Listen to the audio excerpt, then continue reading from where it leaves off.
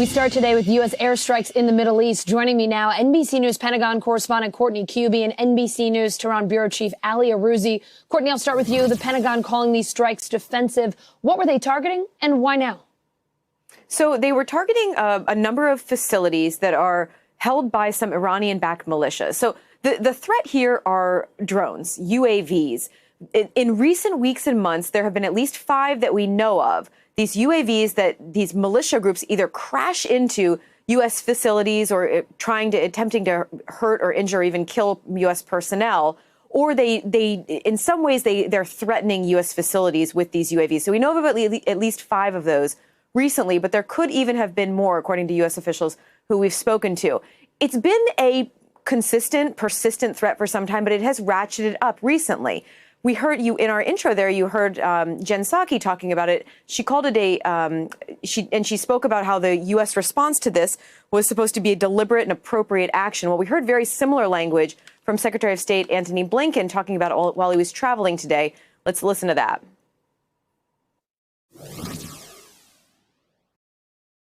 We took necessary, appropriate, deliberate action that is designed to limit the risk of escalation, but also to send a clear and unambiguous deterrent message. This action in self-defense to do what's necessary to prevent further attacks, I think sends a very important and strong message, and I hope very much that it is received by those who are intended to receive it. So one of the words he said there was deterrent. That's what we're really hearing here from U.S. military officials. The hope is that these UAV strikes and attacks that have been happening, there's been an uptick of them in recent months, but they've really been occurring there, particularly in Iraq, for the last couple of years. But they haven't been deadly so far. They've not been causing U.S. casualties. The hope is that by taking out some of these facilities where they prepare these UAVs, where they put them together, where they train on them, where they literally operationalize them so that they can use them against U.S. personnel and facilities in Iraq and Syria, the hope is if they take out these facilities, they may not actually stop the motivation behind the militia groups. They may not stop them from wanting to strike, but at least they've taken out some of the hardware and some of the equipment. They've taken away some of their capability to strike with them in the coming weeks, at least, Allison. All right, so we've heard the U.S. side of things. Ali, what are Iranian leaders saying about these strikes, and what does this do to the negotiations to try to revive the Iran nuclear deal? Hey, Allison. Well, the Iranian foreign ministry spokesman condemned the airstrike, saying that the United States is on the wrong path in this region once again, and that Washington is continuing the failed legacy of the previous administration. He said instead of creating tensions and problems in the region, the U.S. should leave the region and let people establish their own security without Washington's interference. But I don't think this is going to have a major impact on talks over Iran's nuclear program. If Iran wanted to make a much bigger deal out of this, there would have been a much stronger, much more threatening statement by a senior IRGC commander vowing revenge. There hasn't been any sort of statement like that, which is an indication that they don't want talks to fall apart. You know, Iran has been pushing the envelope with the Biden administration to see how far they can push things. And that's very normal here in Iran. They always test the waters with a new president. And they were probably expecting some sort of retaliatory attack, considering how many attacks Iranian-backed militias have launched over the last few months. Clearly, the White House doesn't want this to derail talks either. Jen Psaki said just earlier that even though Iran's behavior is extremely problematic, the Biden administration feels that they're seeing an opportunity to move forward on negotiations. So unless, as Courtney pointed out, somebody actually got killed in one of these attacks, it's unlikely to escalate any further than this. So, Ali, how about Iraq? Their military is also condemning the strikes. What have they said? Well, in a rare rebuke of the U.S. Army, the Iraqi military condemned the strikes as a blatant and unacceptable violation of Iraqi sovereignty and national security. They issued a statement calling for de-escalation. And they said that Iraq mustn't become an arena for settling scores, which it sadly so often is between the United States and Iran. Now, the White House is saying that these attacks were ordered to limit the risk of escalation, but a raft of militia commanders under Iran's patronage in Iraq are vowing revenge, saying that they'll target all U.S. assets in the region. And it was very interesting, Alison. Only last week, the Hashd al-Sha'bi, one of the largest militias in the region, had a military-style parade in Iraq showing off their hardware, including tanks and drones, which were all probably supplied by Iran. So the smallest miscalculation could suddenly see those sort of hardware go into play, and anything could then happen. Courtney, as Ali mentioned, they don't want to derail. The U.S. obviously does not want to totally derail nuclear talks, and this was designed to prevent escalation. So should we expect this to be the end of it, or is the Defense Department potentially considering more than just airstrikes, more airstrikes? Do you have any sense of how far this could go? So what we saw last night, or learned about last night, that piece of it, according to defense officials who I've spoken with, they say that is over. But there's always the possibility that this could escalate. You know, as Ali was just saying, it's like, you know, if these Iranian-backed militias, if one of them were to decide to start firing off some rockets and, you know, cause casualties among Americans, this will continue to escalate. We've already seen potentially some next step, although I think it's a very, very small step, maybe a tiny little half step forward, where we're getting some very early reports about some rockets that may have fallen near U.S. forces in Syria. There are no reports of any casualties or injuries. It's very early, so we don't have a whole lot of the details yet. So it's possible that could be the response, and then that would be the end of it.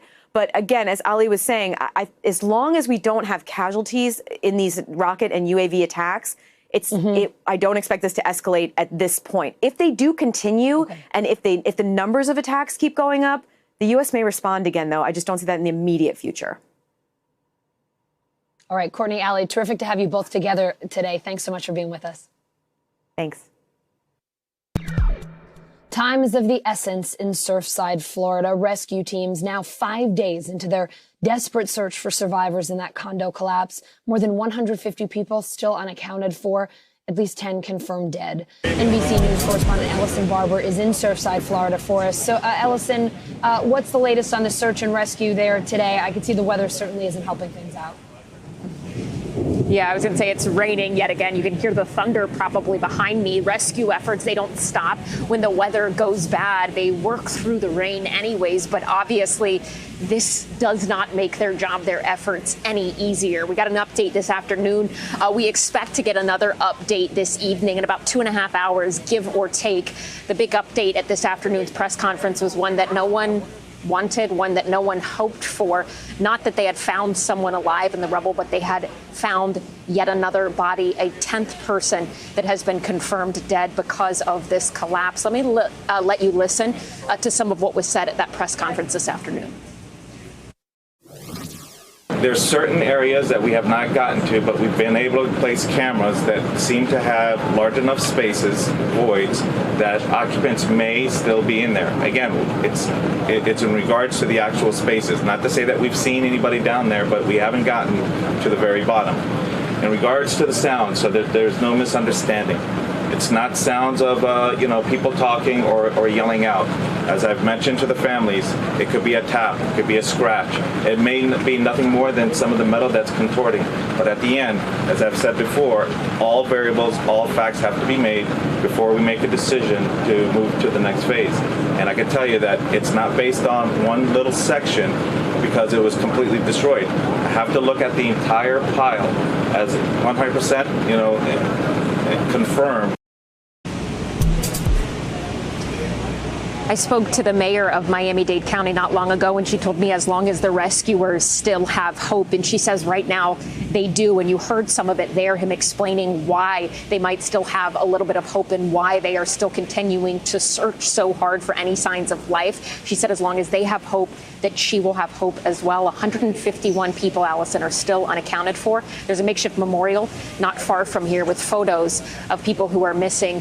And now there are also stuffed animals, teddy bears, that rescuers have actually taken and put their teddy bears that they found in the rubble. Allison.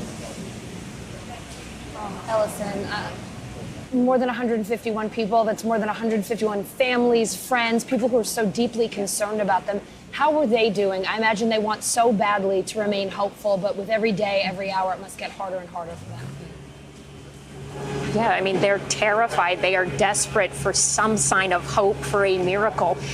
Many of them still say that they do have hope. And the visits they were able to make to the site, officials have told us that that's been really helpful for a lot of people to see how hard rescuers are still trying to find people alive, and that in turn is giving some of these families a little bit more hope to keep going, to not give up just yet. But as you said, this is day 5. Every minute that ticks by, it gets harder and harder for anyone to hold on hope. That number of the unaccounted for, it is so big. Our colleague Andrea Mitchell, she spoke to siblings earlier today. Their mother is among the missing. Listen to what they told her. I think the fear here is, they mentioned to us that not that it was, but that it looked like an explosion. It didn't necessarily look like a building collapse. It looks like an explosion, and that's scary. That's scary because we're worried for our mom. And one thing officials have repeatedly said when they're talking about the number of unaccounted for is that those numbers are fluid and that they are still trying to kind of audit the list and make sure that there aren't some people on that who maybe just were not at home. But when I spoke to the mayor of Miami-Dade County, I asked her if she thinks that number is just way off base and maybe only 5, 10 or 15 people are actually missing, unaccounted for, who were home that night. And she said that she thinks the number of unaccounted for probably is getting close to the right number for how many people were home on Thursday night when the building collapsed and how many people are still missing. Allison. Ellison, I have to ask you about people who are still living in that area. I understand you spoke to residents in the East Tower. I mean, what did they tell you about living in this complex right now? It has to be really frightening for them. Yeah, I mean, we've heard, and some of our colleagues have spoken to people who also live in the North Tower, which is even closer to the South Tower that collapsed, and they talked about their fears and their concerns of living in this building. Some have chosen not to stay there. The mayor of Surfside said if he lived in the North Tower of this condo, that he would voluntarily evacuate. In the East Tower, which is a little further away from the South Tower, which is the one that collapsed, we spoke to 2 people who are still there, and they said they do feel comfortable staying there for now because they've spoken to people since then that have made them feel more comfortable staying put, but that they've noticed some damage in their parking garages as well. And really, they just said, big picture, they are unbelievably frustrated because none of this should have happened. They said there were warnings, there were signs, and in their opinion, the condo board was negligent and didn't do enough. They said a condo board is not simply picking carpet or wall paint. They're making life and death decisions, and they think that the condo board involved in this and the ones that they're dealing with now, that there needs to be some level of accountability. But exactly what that looks like, we just don't know yet. Allison. Allison Barber, at a very tough scene in Surfside, Florida. Thanks so much for your reporting today. All right, infrastructure negotiations look like they're a little bit more back on track after a roller coaster weekend. The president's now saying he'll sign a bipartisan infrastructure bill, even if Congress does not pass a separate Democrats-only package. But will that be enough to make the Republicans happy? NBC News Capitol Hill correspondent Garrett Haake joining me now, along with NBCNews.com senior White House reporter Shannon Pettypiece. Shannon, we'll start with you. The White House releasing a memo on this bipartisan infrastructure framework. What does it say?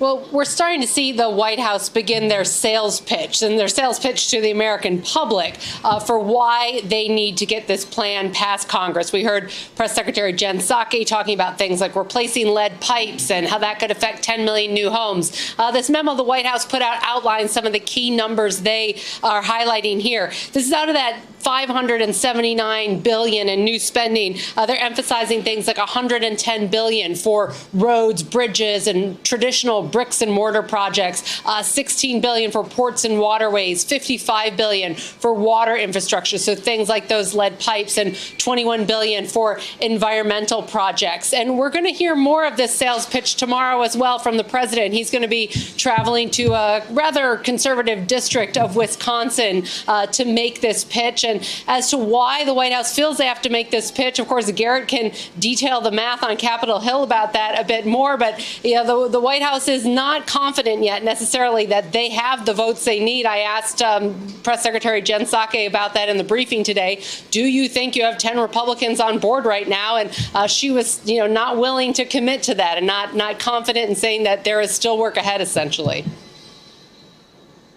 All right, so let's talk about that math, that balancing act. Garrett, you got to keep progressive Democrats happy, but you got to keep key Republicans like Senate Minority Leader Mitch McConnell happy, too. How does Capitol Hill think the White House is doing on both of those fronts? Yeah, that desire to keep both progressives and Republicans happy with the same sets of legislation is why we've had this two-track path from the beginning. And Democrats probably found the president's accidental veto threat late last week to be helpful. But if you want to keep Republicans in line, and Shannon laid this out, in theory, you have to get to 10 Republicans to make 60 in the Senate. But it might take more than that if progressives either are distrustful that the reconciliation bill is coming, or if they just don't like what's in the bipartisan plan. And so you will need Republicans. And Mitch McConnell this morning, both at a press conference and in a statement, coming out and saying he thought the president backing off his statement, that sort of veto threat, was helpful, but that it's, of course, the congressional leadership, Schumer and Pelosi, who will decide how these bills move. He called on them to follow the president's lead in delinking these two pieces of legislation. Spoiler alert, that's not going to happen in any real sense, because that linkage is necessary to kind of work these two bills simultaneously through both chambers. But, this is one of those things where we may just be checking in pretty regularly. This effort is alive and moving forward today, but we'll just have to keep checking in on it because it's going to be a very delicate balance. Yeah, it is a delicate dance indeed. All right, Garrett, let's talk about the House. They're getting ready to vote Wednesday on a select committee to investigate the January 6th riot. What is the latest on that one? I think the expectation is that will be a Democrat-only vote. I don't think they'll pick up a single Republican in favor of the Select Committee. Remember, when the vote was held for a January 6th commission, many of those Republicans who crossed over and voted in favor said they were doing so because they thought that would be the most bipartisan or nonpartisan way to look back at what happened on January 6th and protect the country from similar events going forward. Many of them explicitly said they didn't want Nancy Pelosi or Adam Schiff or other congressional Democrats to be calling the shots. That's exactly what they're going to get since the commission didn't have the votes to go through. So the thing to be watching, I think, over the next couple of days, possibly weeks, is how will Republicans decide they want to be involved in this? Do they put serious members on this committee? Do they put members on it at all? Or do they say this is a partisan exercise and we don't want to be involved with it? Shannon, over at the White House, President Biden's hosting outgoing Israeli President Reuven Rivlin in the Oval Office today. What'd they get into? Well, they're meeting right now. We expect a key topic to be the Iran nuclear deal and the U.S. interest in rejoining that, getting that deal restarted and back on the table. There's a lot of concern among Israeli leaders that re-entering that deal could allow Iran ultimately to get a nuclear weapon, which, of course, would pose a big security risk to Israel. But broader picture, the Israeli-U.S. relationship is so vital for both countries, and there's a lot of change going on in Israeli government right now. And so certainly this will be about building further relationships between the two countries as a number of new leaders come into power there. All right, Shannon, Garrett, thank you both. All right, let's check in with NBC News Now correspondent Simone Boyce. She's got the Monday headlines for us from NBCnews.com. How you doing, my friend? Hey, Allison, great to see you. Unfortunately, we start with some bad news out of Australia, though. They are seeing a resurgence of COVID around the country in what some experts are describing as the nation's most dangerous stage of the pandemic since the earliest days. Now, Sydney is under lockdown and mask requirements are in place across several different cities. And here's the key thing. Only 5% of the population is fully vaccinated. All right, switching gears here. In France, the police there are looking for a woman who caused a massive bicycle crash on the first day of the Tour de France. The unidentified woman held out a cardboard sign in the path of one of the cyclists, causing that rider to fall off of his bike. And soon after, dozens of other cyclists came crashing down around him. Officials say they are still looking for that woman, calling her actions, quote, imprudent. And this is a really interesting one. A new Oxford study showing that mixing Pfizer and AstraZeneca vaccines will produce better immune responses than 2 AstraZeneca shots. Now, the study finding that combining these 2 vaccines in any way produces high concentrations of antibodies. The data supports the decision of some European countries that have started offering alternatives to AstraZeneca as a second shot after it was linked to those rare blood clots. And John Langley, the creator of the long-running TV series Cops, died during a road race in Baja, Mexico. Langley, who was 78 and an off-road racing enthusiast, died of an apparent heart attack during the competition, according to a family spokeswoman. Cops was among the first reality series on the air when it debuted back in 1989. And Verizon giving us a glimpse into the future, perhaps at the Mobile World Conference in Barcelona. The company showing off robots they say use 5G connectivity to talk to each other. This is considered an important step to making areas like factory floors more efficient through automation. And Verizon says they're also working on 5G drones that could help save lives during natural disasters. That'll do it for me for this hour, Allison, but I'll see you in just a bit. All right, see you next hour, Simone. Thank you. Anchors away celebrity cruises in the 3rd day of a real-world experiment, the first passenger cruise to set sail from the U.S. after a 15-month hiatus. The big question, is it safe? NBC News correspondent Carrie Sanders is aboard the Celebrity Edge. Oh, my gosh, Carrie, not a bad assignment today. All right, so we'll get into the safety question in a second, but I can't look at you sitting there under the bright sun without getting all the details about this cruise. It's kind of an exciting moment. Well, we're in the Caribbean Sea. We're not far from Playa del Carmen in Mexico. It's a stunningly beautiful day. We can cut and show you the people down at the pool relaxing. The music is playing. People are really getting many of them tell me that they needed. Not only an opportunity to return to cruising, which they have been waiting to do for 15 months, but also to get a sense of vacation. You know, it's a challenge to go to a place like on a cruise and deal with all health protocols, but at the same time, feel as if you're on vacation. This is what some of the passengers on board had to say.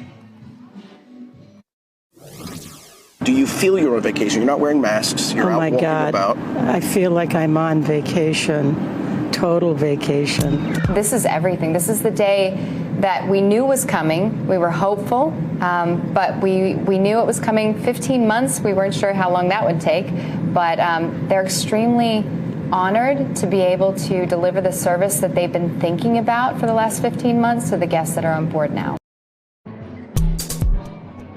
15 months, not only waiting for those who love to cruise. And I've met some people on here. One guy's done 287 cruises, another one who's done 91 cruises. There's some people who are really committed to this. And we also met some people who's first time they've ever cruised. So this has got the gamut. The ship has about 40% of its normal capacity, so they can do the social distancing. And for those who are regular cruisers that I've spoken to, they kind of like the idea of fewer people on board, especially as things are getting started coming back because of coronavirus, Allison.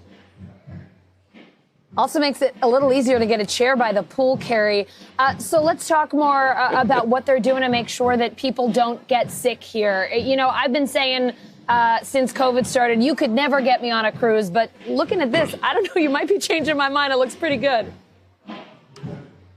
Well, you know, it's interesting because the folks who run Celebrity, which is owned ultimately by Royal Caribbean, say that what they have tried to do is to essentially create a bubble. And they believe that they can do better control of the spread of coronavirus on a vessel, which is a controlled situation, than maybe in your hometown or in New York City where you're not sure who you're bumping into. And here's a piece of technology that actually kind of mind-blowing to me. So somebody were to test positive for coronavirus. Let's say it was me. You know, on the ships, of course, they have security cameras. They've always been here, but now they've found a new application. They use that security camera, and they have all the footage recorded, and then I test positive. First, they isolate me, then they run facial recognition on me, and then they run AI, artificial intelligence, and they start seeing who has Kerry been in contact with that he's been on here. He was in touch with Jane Jones. He was in touch with Amy Calvin. He was in touch with Brittany Lane. So he came in contact with them. Let's get Jane, let's get Amy, let's get Brittany, and let's test them because he was with them for a while. And then they can find out whether I spread it to them. So the technology is really kind of mind-blowing. If you listen to what Richard Fain, who is the CEO of the Royal Caribbean, has to say, you get the sense that they have spent a tremendous amount of time thinking this through, but also recognize there are going to be cases of coronavirus. Listen to him. The cruise ships will have cases on occasion. Our objective is, unlike what you see on land in so many places, we can contain it. We can make sure that if there is a case, it remains a case and rather than an outbreak. And they did actually have a ship going out of Nassau where 2 people did indeed actually test positive. One showed symptoms, one was asymptomatic. They isolated them, they got them off the ship, and then they put them on a private plane and flew them out. They, of course, had medical attention before they left, but then they flew them to additional medical attention. You know, you hear the noise in the background. I think I'm going to cut to the other camera here for a second again, just to sort of give you an idea of COVID is not really on the mind of people here. It's certainly a concern for anybody who's going to travel. But when you look at the way people are relaxing, you hear the music playing, you get the sense that for the moment they've escaped it. And unless they hear otherwise, Allison, COVID is not front and center as it has been with so many of our lives. All right, Kerry Sanders on the first cruise in 15 months. Kerry, thanks so much. It's time for the bottom line, our daily look at what's going on in the business world and beyond. High-profile CEOs stepping down, Krispy Kreme hitting the NASDAQ, and June jobs report all on tap this week. CNBC correspondent Rahel Solomon here to break it all down for us. So, Rahel, I understand we got a lot of movement in the C-suite this week. What's going on? Who's leaving? Hey, Allison. Yeah, as you said, a couple of few high-profile moves or executives who are pretty well known. So first, after 10 years as CEO, Merck's Ken Frazier is retiring this week. He's going to move to executive chairman. He's been with Merck for almost 30 years. And Allison, as you know, he's one of a small group of black corporate leaders at the helm of a Fortune 500 company. Also stepping down this week is the CEO of Qualcomm, Steve Mollenkopf. Carlos Brito of Anheuser-Busch InBev also stepping aside. And it's also the last week for Jeff Bezos as CEO of Amazon. He's set to take flight into space with his Blue Origin company later this month. So a very eventful month for Jeff Bezos, Allison. Yeah, he's taking off a little time so he can take off as long as he can get the insurance for that worked out, I understand. So, Rahel, I got to ask you about the NASDAQ getting a little sweeter this week. Krispy Kreme donuts going public again. Could you tell us about their return? Yeah, so that's happening Thursday. Krispy Kreme is going to begin trading on the NASDAQ under ticker DNUT. Donut could raise up to $640 million, giving the donut chain a valuation of nearly $4 billion. So, Allison, as you said, it's not the first time that Krispy Kreme has gone public. It also went public in 2000, and then it was bought out by private equity firm JAB in 2016 for $1.35 billion. The IPO does come in the midst of a pretty hot market for IPOs. 2020, by the way, also a good year for the chain. Revenue rose 17% to $1.2 billion, although the company did report a net loss of $60 million as it invests back into the business. And Allison, I thought you might like this. I personally like this. Part of that investment includes about $10 million to build a 24-hour flagship location in Times Square. So that seems like money well spent to me, but, you know, I'm not an investor per se, but that's where some of that money is going. That works for me, and I look forward to, once we're all sort of living more normal lives back in the offices on the regular, to catching up with you there over a donut. I can never say no to a hot Krispy Kreme glaze. That's as good as it gets. 3 a.m., 3 p.m., it won't even matter. I'll meet you anytime you want. You just say the word. Rahel, the June jobs report is out Friday. Look, as a nation, we've been watching, right, to see if those pre-pandemic jobs are coming back, if Americans are going back to work, whether it's the weekly jobs numbers, the monthly report. We've just been paying more attention to this kind of stuff than we had before COVID. What are the key things that you'll have an eye on Friday? What should our viewers really be keyed into in that report? So the top line number that Wall Street or economists are expecting is another 700,000 jobs added back to the economy. But Allison, remember that the additions in April and May fell short of expectations. A major reason has been because companies have had a tough time finding workers to fill open positions. So one thing that we'll be watching for very closely is average hourly wages and any growth there. Of course, there's strong demand for workers, so we should expect growth to continue to tick upwards as we have in the past few reports. We also know, Allison, that some states began cutting off the enhanced federal unemployment benefits as of mid-June, and the debate about whether those benefits actually incentivize people to stay home. It's been a fierce debate, and so there will likely be lots of talk about that on Friday, as really people on both sides of the discussion look at the data to see if it supports their theories and their conclusions. So Friday will be the one to watch this week. All right, let's hope that keeps moving in the right direction. We'll be watching on Friday, and I look forward to seeing you for an overnight, late night, any time of day, you name it, Krispy Kreme. And I think our executive producer, Joey, wants to come too. She's into it. It's a date. It's a date. This new normal we're in sure feels more expensive than the old normal, especially when it comes to cars. Everything from rentals to used cars to ride shares all cost more in the summer of 2021. NBC News Now correspondent Isa Gutierrez shows us how surge pricing is really surging post-pandemic. For many people, getting back to normal life means taking ride shares to get to places again. For 3 days a week in the mornings, I take an Uber or Lyft to work. And yeah, we started taking Ubers again. But these last couple of months, customers have found that the cost and wait times for those rides are not what they were pre-pandemic. Oh, they're more expensive now. I feel like there's not as many available anymore. I think they're like totally understaffed and the prices have definitely gone up. I've seen it firsthand in New York City. Thank you. $26.24 to go about 5.5 blocks right now. My Lyft app is telling me that it would cost me over $150 to get a ride to JFK Airport right now. Over $150. I have paid less than that for domestic flights before. An analysis by the research firm Rakuten Intelligence found that across the U.S., the cost of a ride was 40% higher in April than it was a year ago. In May, Uber's CEO acknowledged that surge-level prices have increased and that the supply of drivers wasn't keeping up with the demand growth in the U.S. That same month, Lyft started to offer the wait and save option. I could save $30 if I'm willing to wait. It makes me think twice about whether or not I'm going to take an Uber or a Lyft or the subway. I mean, it's faster just to walk sometimes than sit in a car or, wait for them anyway. So I definitely am using it less. Customers are going to have to pay up or take alternatives. Diane Swank is the chief economic advisor for an accounting firm called Grant Thornton and analyzes the labor market. It is a bit of a chasing a moving target because at the moment, even as you're trying to bring more workers back online, you're still not fully into unleashing all that cooped up demand that we had from being sort of in our houses and not able to travel as much, not able to go out as much. Uber and Lyft have spent hundreds of millions of dollars on incentives for drivers to get back on the road this year. So what has this new rideshare reality been like for drivers over the last couple of months?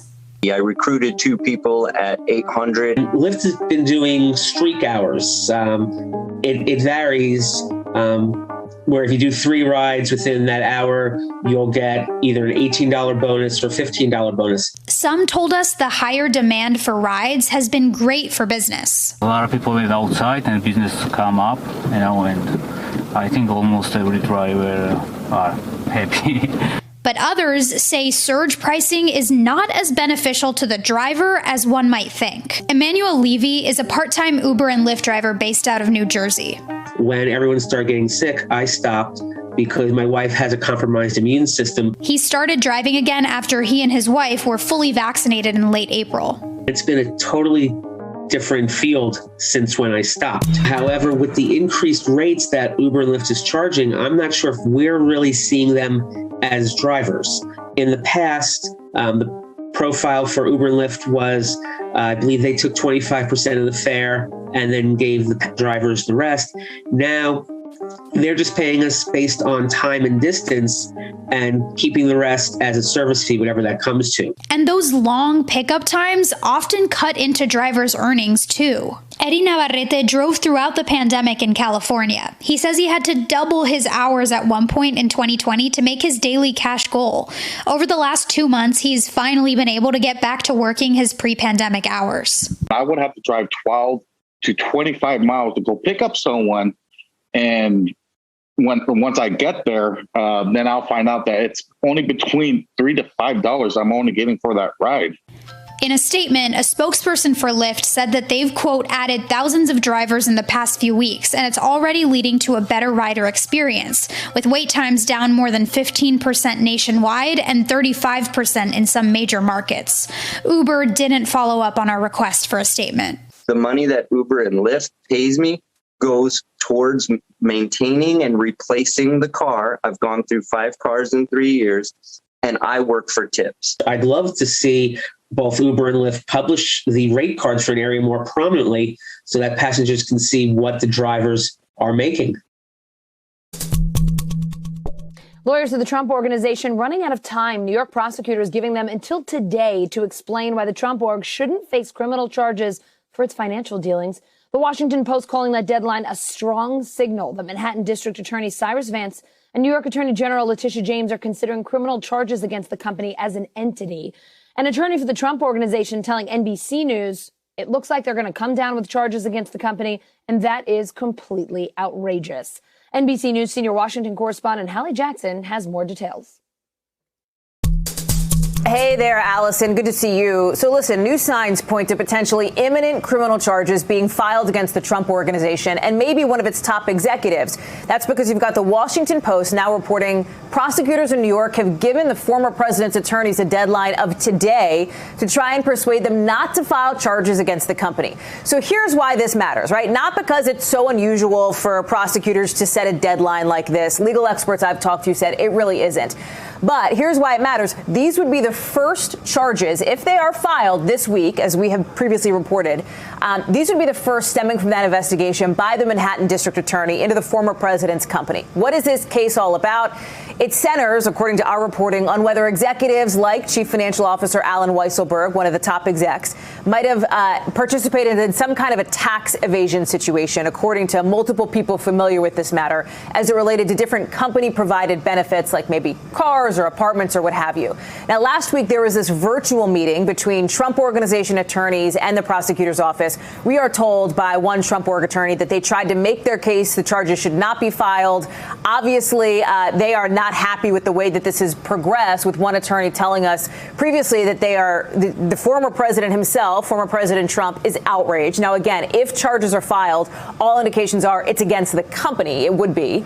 Perhaps Alan Weisselberg, perhaps another executive, not against Donald Trump himself, but describing him as very unhappy, saying that they plan to plead not guilty, that they want the case dismissed if, in fact, these charges are brought. So that is what we are watching for, Allison, potentially sometime in the next maybe 48, 72 hours or a little bit longer. The Supreme Court said today that it won't take up the issue of school bathrooms for transgender students. Gavin Grimm is the Virginia student at the center of this case. The Supreme Court's order leaves his victory in a lower appeals court intact. Here's Grimm today on MSNBC. The fact that it took as long as it did to affirm the basic humanity of trans youth, and then only in the Fourth Circuit, is frustrating. But this victory is important and wonderful, and will not go underappreciated by me, at least. NBC News Justice correspondent Pete Williams joining me now. Pete, this legal fight started about 7 years ago. Could you tell us more about Gavin's case and what today's order means for the trans community at large? Well, this will not go unappreciated by me, I'd say, is an understatement. The school board had appealed, and that would undercut his victories if the Supreme Court ruled for the school district, but it didn't. It didn't take the case. It leaves his lower court victories intact. So this began when a school district in Virginia, the Gloucester County School Board, said that students could not use the bathrooms matching their gender identity. Gavin Grimm sued and twice won rounds in the lower courts.